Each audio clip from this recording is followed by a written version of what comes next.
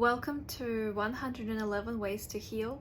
This is my first episode, and I just ask you to be kind to me and also be open-minded, because this whole podcast is going to be delving into a lot of topics that maybe we're not really comfortable talking about with friends, with family, and really opening ourselves to just a new realm of ways to heal and question a lot of things, question a lot of mindsets that we grow up with.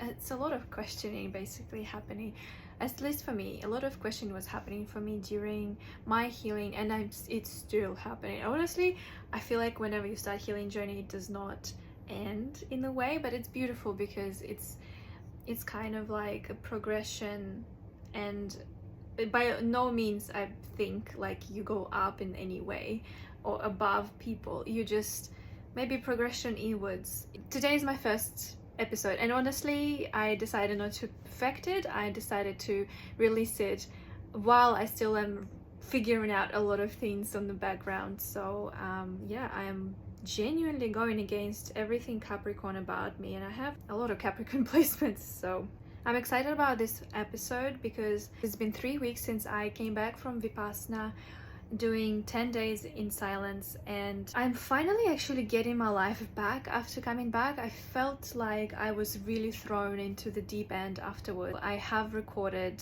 my impressions about it a week after, so it's really interesting to even listen to myself like a week after, being 2 more weeks in future now. And I have definitely been feeling like I'm finally restoring that balance in my routines, that balance of like spiritual and reality and physical, and it's been a bit tricky to come back. It's been a bit tricky to like restore my inner balance in a way, because I was really thrown into quite busy time at work right after I came back, and that really threw me off. I'm hoping that you will resonate and you will relate to some of the things I'm saying in the video, and also I will be commenting and adding like inserts of my comments right now. Just wanted to add a few things and kind of make it interactive for us to enjoy the whole thing, for me to enjoy the process, for you to enjoy the podcast, enjoy a little bit of a background on Vipassana, and I hope you enjoy the whole episode overall. How do I even start? This feels so awkward doing, like, do you get me? I will have to get over myself. Let's unpack my 10-day meditation experience in complete silence. I have watched some videos about it since coming back, but going into that experience, I didn't even know what I was in for, apart from silence and that we will be meditating for most of the days, but I didn't really know much. I also feel like if you don't need to know before you go, don't watch this. But if you are the person like who needs to do the extensive research, or you are on the fence of even trying this or giving this a go because maybe you don't have any friends in your vicinity who have done it and recommended based of knowing you personally, like maybe watch this video. I have watched some videos about it after coming back, and in this particular video or podcast, if you're listening to this, I will go through all of the details that you need to know about Vipassana and my personal experience as well, and maybe that will be an opportunity for you make up your own mind about going or not, or reflecting on your experience as well if you have been. My experience in particular will be about Goenka's ways of doing Vipassana. It's actually spread out all over the world, and there are a lot of meditation centers that follow Goenka's teachings. And there is another option to do it in Thailand, I think, and in some other countries that follow Mahasi Sayadaw teachings, which sound really interesting. This is a brief overview of what I will be going through, so you can see through the whole thing. And if you need to put it on 2x speed, enjoy the chipmunk voice. I'm sure you will love it, and I hope you get something out of it. So I will go through just brief explanation of what Vipassana is, some different techniques that we learned throughout the 10-day course, share some of my personal experiences, as well as should you go or not. So I have some thoughts about that as well, and some logistics at the end if you are going. It's just a couple of things that I will share just to prep for your stay. Vipassana means to see things as they are, and the technique, when you learn it, it really does invite you to observe things as they are. And overall, I find that Vipassana kind of removes itself from any religion, any dogmas, any sects, or any communities that really preach something.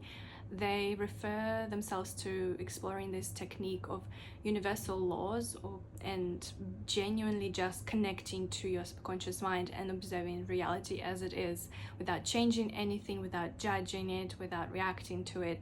And that was really refreshing. I don't associate myself with any religions and any even spiritual practices per se, because I circle through them so much and I discern so many things. Wonderful, my fridge just started working. And I also just really liked, how straightforward it was to learn Vipassana. Vipassana is known for being the method that Buddha has reached his enlightenment over 2,500 years ago. Don't know if that's true or not, obviously haven't been present in that time, but also seems like it could be the real deal in terms of reaching the enlightenment, but I'm sure there's so many other things to it. I have not explored Buddhism in detail, and there's so many books around this, and there is so much literature around just even awareness, like stages of awareness that is present in Buddhism. So I'm not really claiming that it's probably the only thing that Buddha did to reach enlightenment, and the technique itself seems simple enough to break down some levels of like almost ignorance that is present day to day in our life, but also I feel like there could be something more to enlightenment outside of Vipassana. You learn the technique at the 10-day course at first, and there are options to go to shorter or longer courses after you have done a 10-day course. You are asked to follow quite strict rules. It is like that for a purpose, and I completely agree with that. So you're asked not to write, to read, you're asked not to exercise, and not to follow any of your religious sort of or spiritual practices while you are there. And all that means is you're asked to give this fair try, an opportunity to learn this one technique and not to be diluted by anything else. You're just asked to stick to one thing. And I like that. I actually like to apply that in everywhere outside of even like spiritual practices. So I really like that approach. It can be a little bit difficult for some people to stick to a very strict regime of like waking up at 4 a.m. But if you give this a go, and if you also go with open mind and like trusting the process, this could really help you. This wasn't difficult for me. I have learned to trust the process, and at least at this stage I wasn't just trusting my own intuition. I was actually following someone's like written rules, so that was okay for me. You also meditate for about 10 to 12 hours per day, and I thought this will be so annoying, so difficult. I've never meditated so much in my life, and honestly, beyond just being silent the whole time, not making any eye contact with anyone or like distracting myself with anything, I thought I would be just bored shitless. I actually craved more meditation time, which is interesting, and I have unpacked it later, but that was really interesting to just know that I really enjoyed meditating for longer hours. And when I had breaks, I would just go and like be present in nature, but also I would just really just wait until the bell rings and we can do meditation rounds again. It is also shared at the daily like discourse videos that are run by Goenka. Like the Goenka is speaking at them and introducing you to the philosophy of life and to the whole course and steps of the course, while keeping you in the dark in many cases as well, which really makes you really trust that process. And on the first couple of days people do leave, and I feel like I get it. It is pretty difficult for beginners, or just I don't know, like could be difficult to sit without really knowing what to expect from the next day, and just following really simple guidelines to adhere to for like 10 hours per day. It can be tough, but it is also said in one of the first days that there are so many meditation techniques available. It is just one of the techniques. The different meditations have different almost purposes to them, and There is chanting, there is visualizing. You can focus on different areas or in your house or in your body. You can do breath work, like walk. You can like there is so much to meditation, and there are so many ways of them, and different ones will work better than the others for different people. For me, I find that the Vipassana technique was really interesting technique to learn, and I will share my thoughts about it later, but just prefaces that there are so many types of meditations, and on this course you learn one type, and in this particular one, as I said, you observe reality, and as a result there is this magical way of connecting to your subconscious, which is so interesting, and I will unpack that in my next section. Before you even start like meditating at all, you are asked to adhere to some rules, and these rules of sila, or morality in translation, which is interesting. Sila in Russian is strength, but it is morality in the language that they're using. You're asked to abstain from killing, stealing, sexual misconduct, lying, and use of any intoxicants. It is to help you to kind of like purify your mind and continue being open to the actual technique. And moving forward, you're actually, asked to live by those rules, which I personally don't find super difficult. Maybe outside of all of them, last thing that I cut out of my life is alcohol as toxin in my life, but I still like the plant medicine, but I don't see it as toxin, so I personally find it actually very strong for my spiritual practices sometimes. But after doing the course, I actually also don't really feel like I want to do the plant medicine at the moment. During the course, it's also made it so easy for you to follow these rules of morality. You are separated from opposite sex, you are not talking, so you're not lying, and so on and so forth. Like also your meals are plant-based. Actually really funny, in the morning we all ladies go from meditation hall to breakfast. That's when everything already woke up, the birds start chirping, and we realized, even though we had dinner there yesterday, but it was already dark, so on the way, on the path to dining hall, there is this beehive somewhere right in the close proximity, and the tree has lots of little flowers and they all fall on the path, and all of these bees are just on the path collecting pollen from these little flowers. And the challenge of not killing anything becomes real because you have to literally just watch every step and walk around these bees who don't really give a damn about you. And that was just such a funny observation and realization that I couldn't even share with anyone anymore because I had to stay silent, but that was really funny. The first meditation that you learn is actually Anapana meditation that helps to develop focus, samadhi, or concentration in direct translation, I guess. I think for 3.5 days you just sit and observe your breath. I think that's when people leave, because you're not told that how many days you will be doing this. You're just told to practice observing your breath. I guess that would be really difficult. So one of the reasons why I found even myself quite bored and kind of challenged by this practice at first is you are just asked to focus on your breath, and sometimes it's easier to focus on producing the breath. So in breath work, you sometimes have to perform different ways of breathing, and that already gets you focused. Focusing on just your natural breath is really difficult because you just go into your thoughts immediately, and what you're learning is to observe the thoughts and come back to this area, triangular area around your nose, and just observe the breath sensations that go through your nostrils, or the air exiting or entering your front of the nostrils, which is really interesting. By the second day, I was enjoying it so much because you genuinely just develop this ability to observe your thoughts and not go far into them and come back to the practice, and that just creates this absolutely clear mind, blank canvas completely. And if you are usually in nature in Vipassana courses, it's just absorbing all the sounds from nature, and that's it.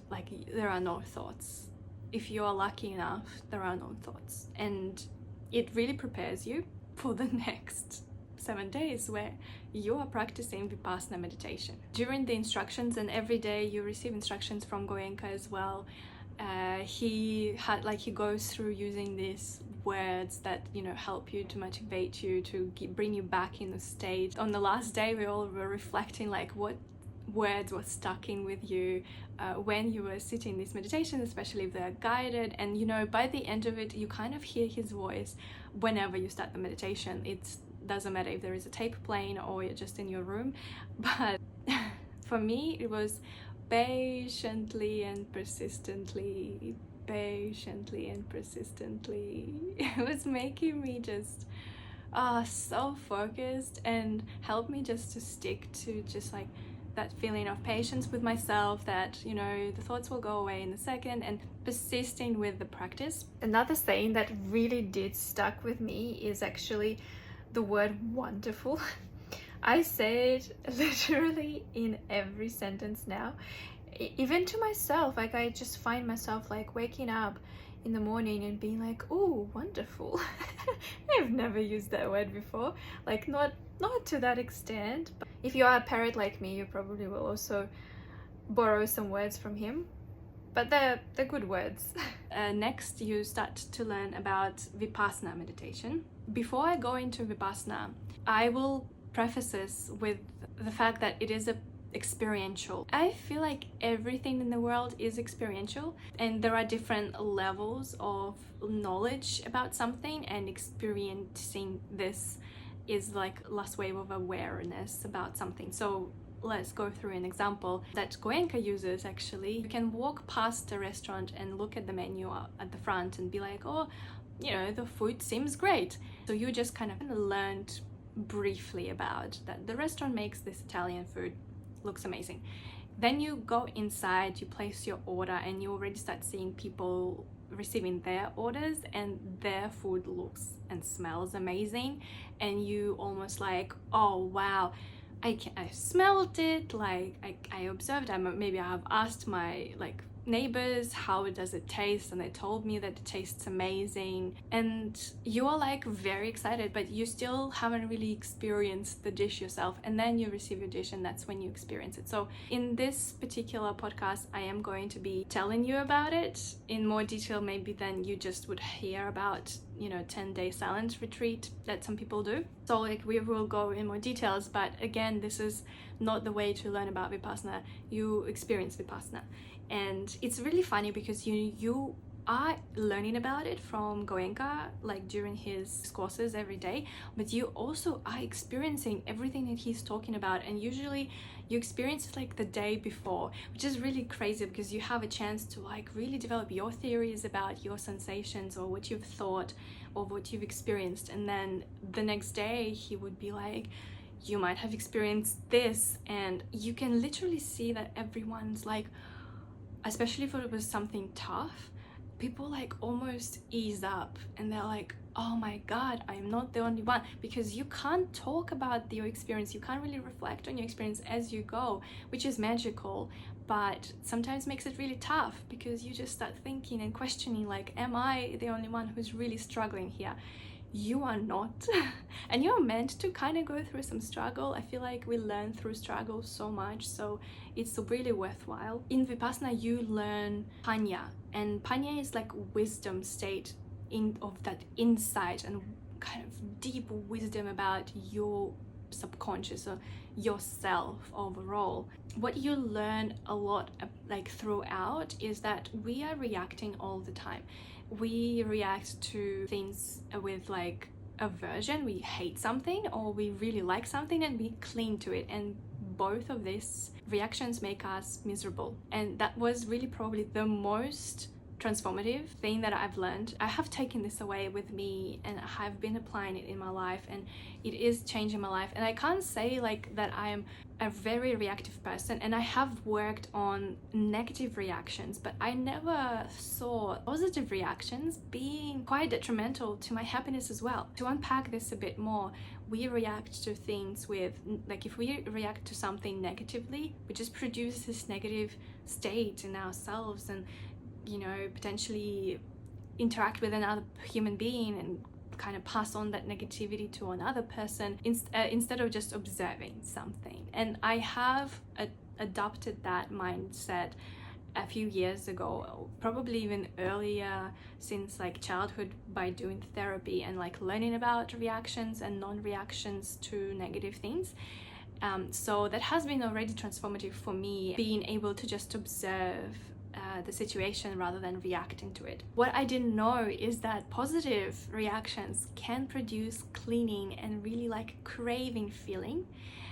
For example, like I said earlier, I was craving meditation even like on the first couple of days because I just wanted to be back in that state. What it creates is you not accepting your reality as it is right now. So instead of like enjoying the freedom of not meditating for like half an hour and just walking through beautiful nature, I was just thinking, I was not in the present. I was just thinking about like my past or my future meditation. That just makes you ultimately miserable.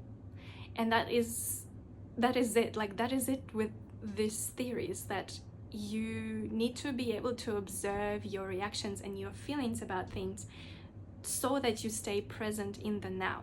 It's only a week and a half since I've learned this and started applying this, so I don't really know much and haven't gone in depth about this, but in some ways it has been quite transformative for me not to cling to some positive things, and as a result like not creating misery for myself, especially in things that I really recognized were creating misery for me, which I will unpack in a few minutes. Another thing you learn is to really observe your sensations instead, without again reacting to them. So with Vipassana, you're asked to really sit straight. You are asked like from day 5, I think you're asked to sit for 1 hour straight without moving a single cell in your body, which is like a sitting of strong determination, and that really produces a lot of unpleasant sensations in your body, and you are asked to, as part of the practices, asked to observe them and not to react to them. And that's a really good application of the philosophy of observing. And that leads us to anicca. Anicca is everything is impermanent, and that is really a part of something that you are observing throughout your Vipassana, is that everything rises and passes. And in Goenka's words, at every moment subatomic particles, which our body is composed of, arise and pass away. So as a result, nothing is permanent, everything is impermanent. And I kept repeating that to myself to remind myself nothing is permanent and everything is impermanent. And it's not that you have this feeling and it's really tough and you focus on it and you know that at some point it will go away. It's actually not that. It's that this moment, every second, it's kind of like rising and passing, and just one day, like one moment is just not rising anymore, and you have another sensation that's rising and passing. So it's not that something will go away, it's that it's kind of always comes and goes, and sometimes it comes back, sometimes it doesn't. And that was really cool to learn and cool to observe in my body. I definitely have experienced like really sharp pains disappearing and not coming back after at all. And that's again something we further learn in meditation, that is sankharas rising and passing. And overall, like, because our bodies on a subatomic level, they hold so much. Everything that we have experienced, every emotion we have experienced, it is held somewhere in our body. And I believe that because symptosomatic like theories and literature was at the top of my mind since I remember myself. Like this was a thing in my family. I'm listening to this now and I'm just wondering, is that psychosomatic or symptosomatic? I have actually no idea, but it doesn't sound right to me, so let me know if you know what I mean. Whenever something hurts, you go and look at what does that on a symptosomatic way, like what does it mean and what would that represent. And so I completely stand by the fact that our body keeps the information of all the energy of everything, and then at some point it just shows up in pain or other sensations.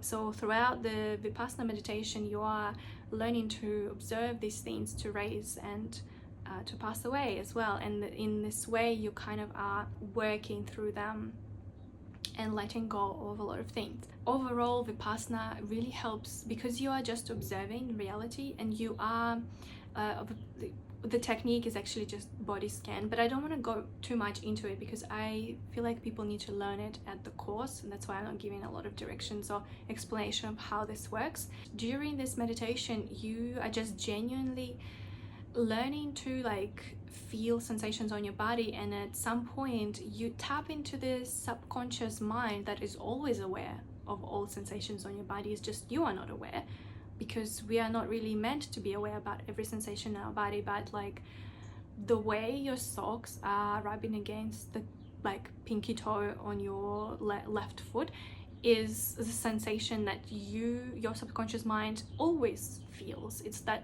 you don't feel it right now and you're not really aware of it, and that's okay. Like we don't need to, but through this meditation you learned to be aware of about every, like you kind of learned to connect to that subconscious mind that is connected to everything in your body, and that provides this sort of pathway for sensations to come forward that need to be kind of just let go. Because it's interesting, like we can scream something out, you can like punch a pillow out and get the anger out, because we store our emotions in our body.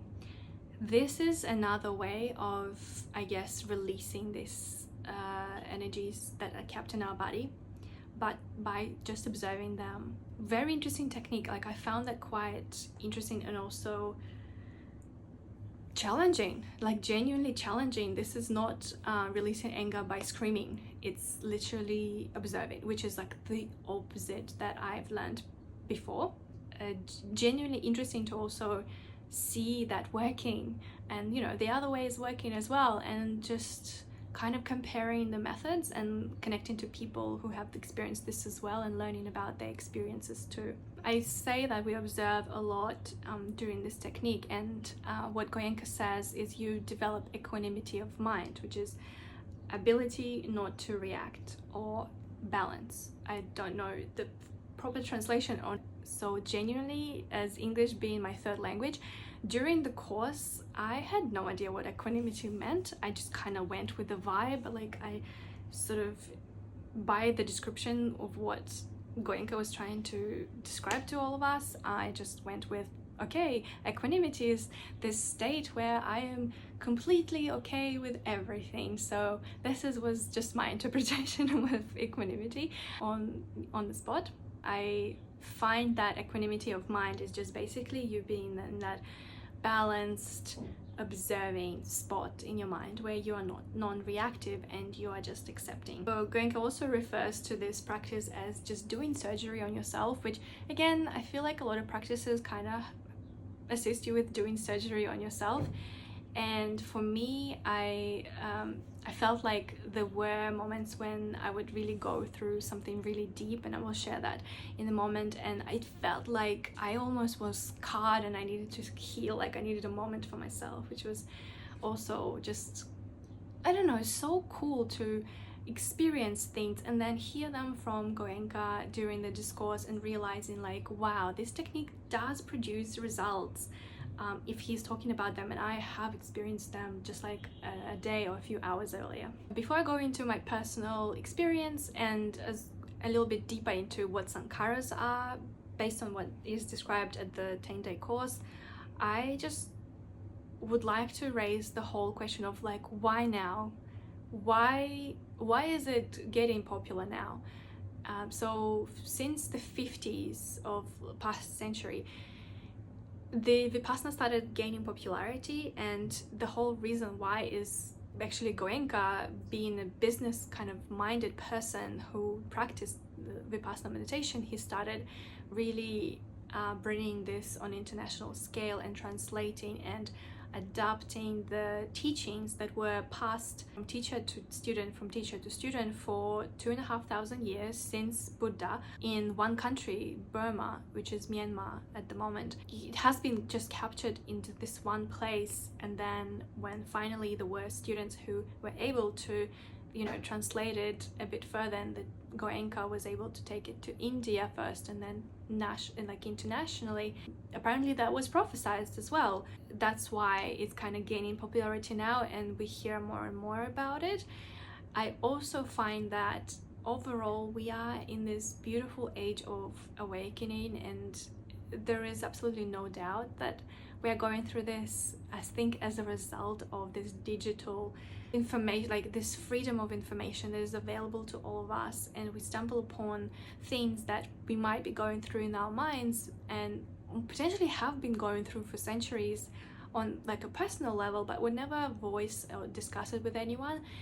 But now we have this ability of like content really finding its way to your FYP, resonating with you about like a question of the meaning of life or your purpose, and you're connecting with that information just produces more opportunities for you to learn about this information. And as a result, you find methods and ways to actually awaken inside, awaken to the truth, I guess, to the universal truth out there, and break the cycle of just systematic knowledge that we learn about money, about career, about family and stuff like that. This is my version of why it's gaining popularity now. I think this is also the time when by healing we are able to produce more compassion for the rest of the world, and as a result share more of that with people, share more love. And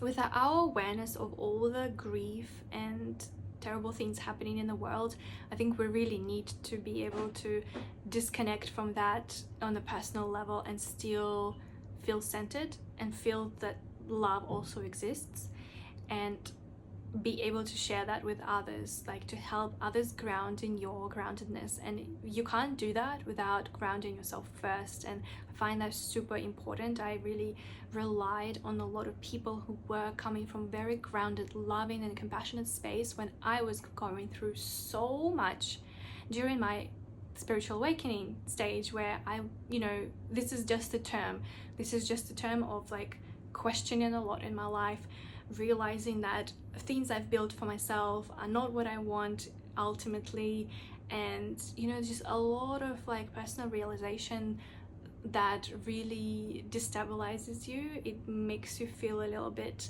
brittle, a little bit dependent on outside sources to keep you going. And when you have more people like that, grounded, loving, compassionate, you are able to heal in that security of that space, and then be that space for others. And I ultimately think that this is why it's time to do that now, because we learn more about the actual negative things that are happening in the world, and therefore we need to create more support systems, if that makes sense. Okay, now Sankara is an interesting term. I still don't really particularly know what that means, and it took me going into some Reddit threads and some websites to read about people's interpretations of what Sankara is. And overall, anytime you attach yourself to something that is not part of current reality, you create Sankara. That is my understanding from Goenka. And as a result, you create suffering for yourself. If you are detaching from current reality, you ultimately are in that miserable state because you're not in the reality, you're not experiencing it, not appreciating the current state. And look, going just outside of Vipassana, you have now, you have past, and you have future. You live in the now. Past or future, they don't exist, because in future, you'll be in the now. In future, you'll be in the now. Next minute will be now. Now, everything is now. When the future happens, you still will be in the now. This is our way of interpreting time. So if you really are not accepting the now, the reality, where are you? Because those don't exist technically. So I think what what Vipassana really brings is like for you to observe the reality as it is right now and to be able to accept it.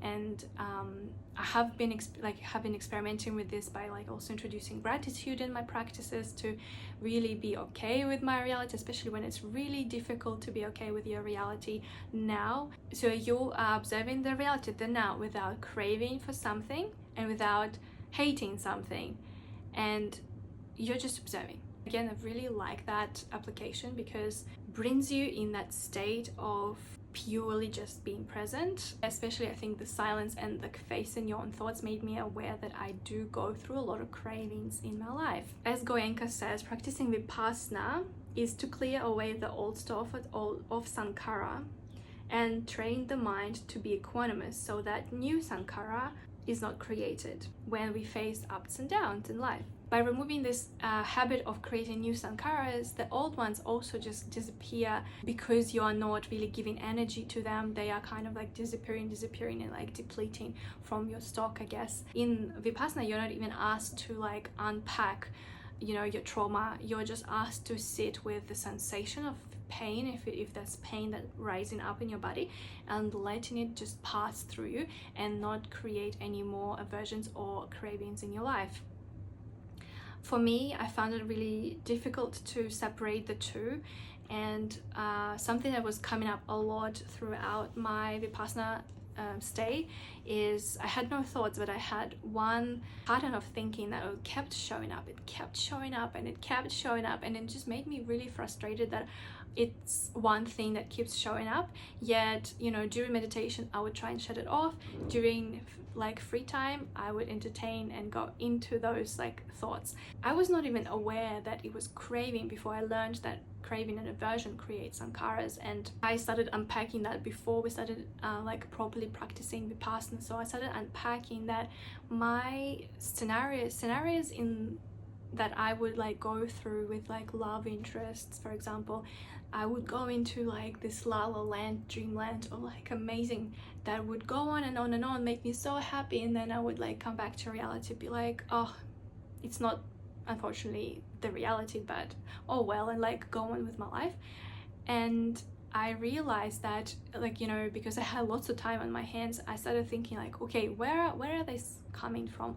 Okay, those were coming from like my childhood, like when I was 4 and my parents separated, and I would like imagine that my father will visit me and we would do this and this and this and this, and I feel so amazing like in the dreamland, and then I'll come back to my reality that was really actually dull because even my mom wasn't present, so I was really alone. And I would like shoot into those dreamland and then come back and like be miserable and happy, and then obviously I would keep coming back to the happy because miserable like was reality. As a result, I started developing the pattern of thinking, and the pattern of thinking is always triggered by the need for love, this craving for love, and this pattern like continued until I'm 28, and I'm still going through the same modes of thinking. Like the scenario about love interests lives there, reality is here, I'm miserable here, or like okay here, but really happy like there in this dream world. So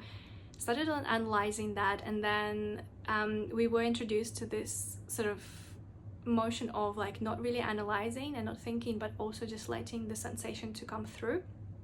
That was the first time when I felt anything really bad in my body. So for the first 7 days, I was actually completely fine with like sitting position, because you are meditating for like 10 hours a day, so you are sitting the whole time, and a lot of people develop like hip, legs pains, like back pains. I was okay because I had back rest and I was quite like accustomed to sitting, like I do still meditate daily, so I was okay with that. But on day 7, when I started to finally be like, okay, where is this cleanliness for love and like this pattern of thinking, where is it sitting in my body, and honestly not really looking for it, oh my god, like the pain under my shoulder blade at the back started just killing me for days. Like it continued for 2 days, and I was just observing it and observing it and observing it in my meditation. And you're obviously learning the ways to observe, realizing that everything rises and passes, and like not staying with it, not reacting to it as well, and like remembering not to react to it, not throughout meditation but also throughout just like the day, like when I wake up and stuff like that. It was really great learning curve. And on my last day, on day 10, in the morning before were able to talk, I finally was able to see that pain like dissipate by just accepting it and not reacting to it, but like just observing it. And that really felt like that craving went away, because they rise quite often, especially on the first couple of days, like the craving to think about the particular person or think about the particular scenario. But now I always just say it's craving, and it just goes away. And every day since then, it's been like a week now, I would just recognize that it's craving and it would go away, and less thoughts like that would appear. So I'm so grateful I did this. And you know, in the past I thought I needed to remove the people who I crave, but apparently it was just the state that I was craving, not people, which is so helpful. And I hope that will just change and transform my future relationships even more, which is really exciting for me. 2 more weeks into future, and I have been maintaining that. I've been saying this is craving. If something pops up in my head, if it is craving, and it's the scenario again. And honestly, very transforming, number one. But number two, overall, is something I really want to say about Vipassana is you start facing some really dark things about yourself, about your patterns, but that's still like keep unpacking my situation. I realized, you know, the need for love produced the cravings and then entertained me in my la la land. I stopped doing that and stopped entertaining that. I stopped creating the new sankharas because I would say this is craving and just keep going with my life. But as a result of that, I started feeling anxious, and I started feeling like I need love. I started started waiting and like hoping that someone will show up in my life and save me, and that produced a lot more anxiety. And overall, I find that Vipassana just brings some things on surface, and then we need to be able to face them. So if you are planning to go to Vipassana, make sure you have a therapist that you can come back to, you have support networks that you can come back to, and actually keep unpacking. And also, like, the factor that I was really busy at work after coming back was really hard on my mental health, because I needed to actually probably sit with myself for another week and process deep things that were coming up. But life just needed to keep going. So this is just really something important to walk away with after Vipassana. Another thing that I've experienced was actually noticing that my eyes never relax. I will be continuing to work with like what's happening with my eyes and why they are not relaxed even when they're closed. So that's something for me to really circle back to. On the last day, we have learned the metta meditation, which is spreading love and care and compassion to every living thing on earth. And that was my most favorite part of the course, because I think it's kind of natural just to a lot of people just to give and spread love, and that just felt so natural, so important to me. And I was so glad to learn that part of Vipassana practice is you do focus on yourself and you focus on your body, and you do this body scan and connect to your subconscious. But then at the end, because you are feeling so much better, hopefully, you are giving this love, and you send the love to every being that maybe crossed you or angered you. Like, you give love to everything without reaction or expectation. I have just a few things just to share about my personal experience, just to reflect back. And honestly, I think I will be just loving to rewatch this particular part for myself, so I'm capturing it somewhere. Number one, I was assigned my lucky number as bedroom number 10. was an incredible start. Like, it made me really trust the process since then, like not feel any hesitation to really give this a go, because I was giving my lucky number, like, oh well, like I'm just a girl. On my first night I got extremely vivid dream, and it was also like the last words was said in that dream, and then the bell to wake us up started exactly as soon as that like word was finished. So that felt so real and really important, and really started the process of me facing all of my cravings to like create the scenarios and face this and like really work through this until the end of like my cravings for love. It's such an important moment, and I'm really grateful I had that dream. On day 7, I experienced a beautiful state of enlightenment that Goenka mentions. Vipassana is not really a destination for enlightenment like state. You are just asked to observe reality as it is, but when you really connect to your whole subconscious and you really are kind of in this free flow of feeling everything in your body. Again, I'm not just going into detail of how the meditation practice work. That's for you to learn at the course if you want to. But at this, like on day 7, before we learned that you can enter that state, really, I somehow, because I wasn't experiencing a lot of pain, I went into this free flow of feeling everything in my body, and I appeared in this incredible state. First of all, everything was really bright. Like, I knew that my room wasn't bright, but it was so bright. And my body was really flowy and tingly, and I felt every single cell in my body.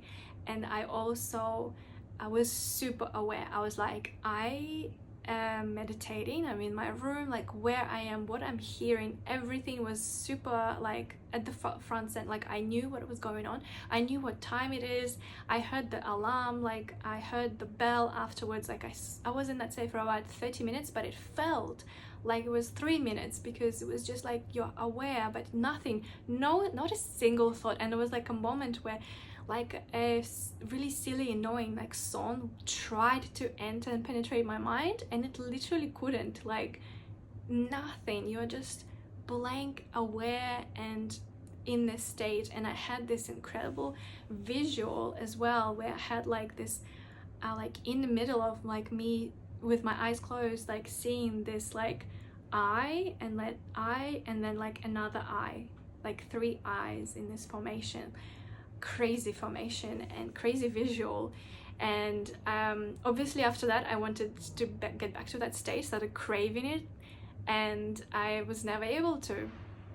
I like on day 8 in the morning I almost entered it. I also started seeing the visual, couldn't, like I got so excited that it interrupted my whole state.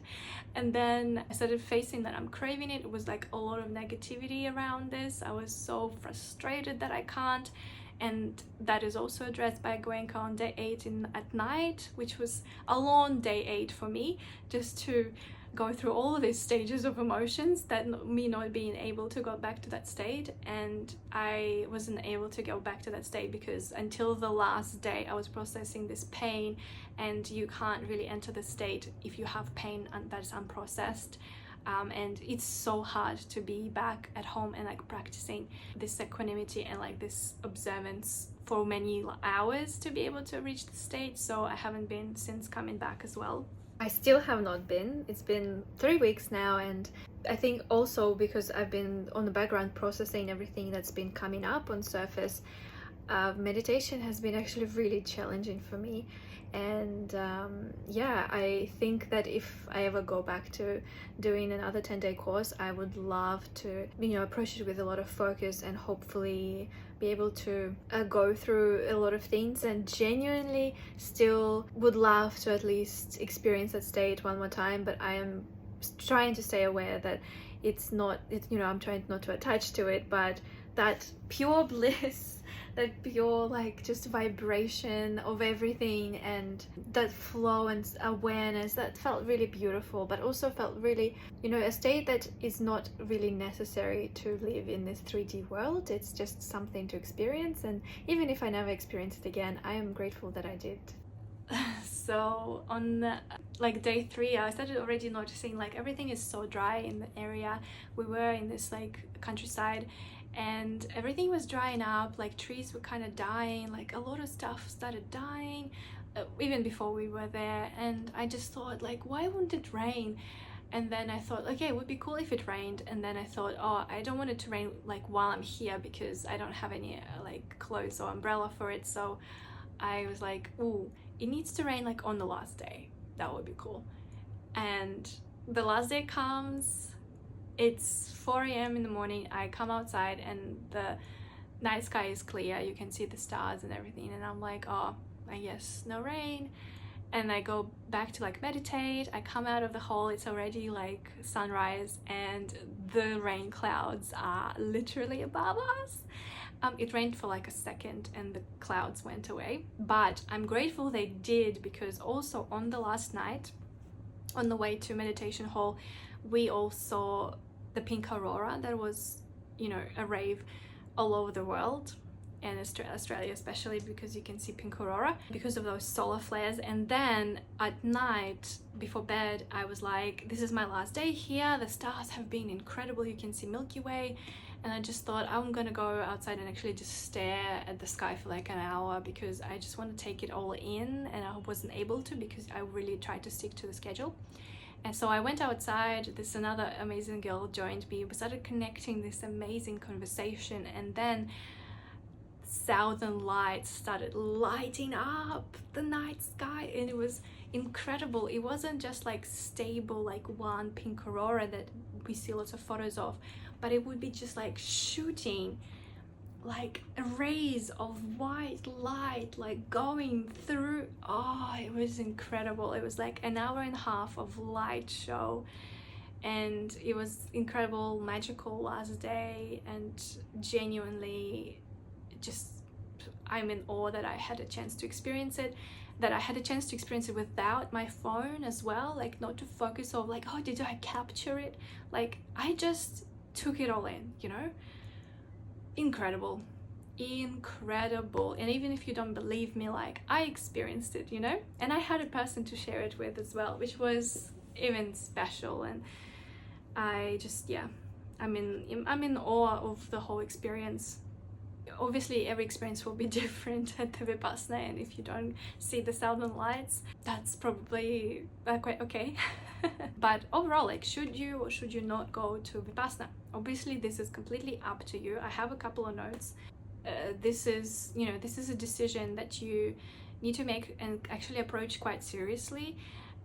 Personally, I had an amazing experience, but I will be completely transparent. I don't think I will be practicing Vipassana in its pure form only and nothing else in my life. I already came to Vipassana with some ways to do meditation and like some spiritual practices that keep me grounded, keep my heart center open, keep me connected to the universe, my guides, myself, and this world, and following my path. So I see a lot of value in this technique, but I think the most value I would probably gain out of it is by just going to the 10-day courses or longer courses and doing the Vipassana only, because it's really hard to incorporate it into my life. And also I find other practices a little bit more effective for me of what I'm trying to achieve. Again, there's so many like meditations, and they offer a lot of different things to you. So yeah, it depends where, you know, what you're trying to gain out of it. The reason why it needs to be taken seriously is if you have some mental health history, you also particularly need to take it very seriously. There are cases, like in any other practice, like in anything we do in the world, there are outlier cases of like extreme. And in the Vipassana case, you know, people have been unaliving themselves after doing the course, and I feel like people can react adversely to anything. So I don't really see Vipassana itself dangerous, but I feel like anything you do, you need to be quite serious about like what it could, and you know, be as a result, like what my life could end up with as a result. People go through spiritual psychosis by taking ADHD pills or taking mycelium. Like there is a spectrum of things that can affect you, and sometimes you don't know, but at least taking that full responsibility of that choice. I do have a criticism that Vipassana doesn't really guide you through the experience very well. For example, like if you go into the course and you don't know that you are not your thoughts, the first couple of days will be insane, probably, because you will potentially, like me thinking back, like I would potentially just associate myself with those thoughts so much that would become really difficult to stand myself, and things like that are not really mentioned. And overall guidance, because like the path of healing can be so dark sometimes, but knowing that there is like, it's a path and it's not the end of the game. Like if you are experiencing darkest feelings, it's going through those feelings that gets you to like incredible state of like love. And again, that's not really mentioned at the Vipassana courses, and I feel like you would need to either have like quite stable mind or to have at least a stable household to come back to, because even for myself, like I live on my own at the moment, and I struggled with a couple days at home because the routine that was there is not present at home at the moment, and I'm not able to keep to the routine of 10 hours of meditation. And also my older routines are out of the window because I wasn't sure what I wanted to come back to and like do now, and as a result it just threw me out of whack, like for a few days, being completely not practicing things or not doing the exercises I used to exercise, like just even for my body. And that just like ability to come back to quite grounded space, or connect with people who provide that support for you, is, I would say, important after the course. Oh, not for a few days, for a few weeks. I will say confidently, for a few weeks, hopefully not a few months. I do feel like I'm coming back to myself, but definitely not a few days. I also believe that, I think I briefly mentioned it already, believe that there's so many techniques around that can work for some but won't work for others, and you've got to kind of exercise your own discernment and keep trying things, as you know, same as like trying different therapy techniques and different therapists, to really find what works for you, because it is up to you. It is up to you. There's no one coming to save you. It's you. It's your ability to really sit with yourself and ask yourself, do I resonate with this practice? Do I like this? Is this working for me? And if it's not working for you, but it worked for you yesterday, that's okay. Stop practicing it, come back to it later. And that's what I find with Vipassana. They just tell you just to follow Vipassana after you finish the course, because it's kind of this like pathway to your subconscious and la la la. I feel like if you found something else, or if you are not finding Vipassana being that for you, at least give yourself a chance to try something else, and don't really be stuck with it just for the sake of being stuck with it because you are a good boy or good girl. Like, give yourself a chance to actually heal rather than just prove something to someone. So another thing I would like to mention is that Vipassana is like giving you like a path to enlightenment, and I personally believe that every single person has their own path, and you can't show a path to someone and say this is it, this is how you get to enlightenment. Just do like mechanically exactly what this person has done to get to enlightenment and you will get the exact same result. No, this is not how reality works. We all are very different individuals. We have our own approaches, we have our own paths, we have our characters. Someone else's path is not going to work for you, and you need to be able to kind of tap into your intuition and be guided to that. If enlightenment is your end result, honestly, for me, it's not. It's for me, it's just at least enjoy my life, and I have been. So I feel like definitely reaching and living that reality that I've really always wanted for myself. But it's that, you know, that even that mentality that you have to follow this one path with Vipassana never stuck right with me, because everyone has their own path, and even if that is an effective technique to meditate. I still don't believe that it is path to enlightenment for everyone. And also, just comment on part of that digital transformation. We have information, we have ability to learn about so many techniques to heal. We are learning and like rediscovering some ancient techniques because we're able to travel around the world, able to translate and understand each other, understand other cultures. So sticking to one kind of makes you isolated and doesn't really open you up to other modalities to heal. And especially because we are so different, and honestly, on DNA level, on soul level, on like cultural level, mindset, like so much that is just makes one person and then like another person, and these people like can be really two different people, and two different things will work for them. So just that motion of just practice one thing, practice one religion, practice one belief, I don't believe that in that anymore, and I never did. And I really hope that more and more people can open up that to the actual goal is to come to yourself, ground yourself, come to love and compassion, and where you reach it doesn't matter.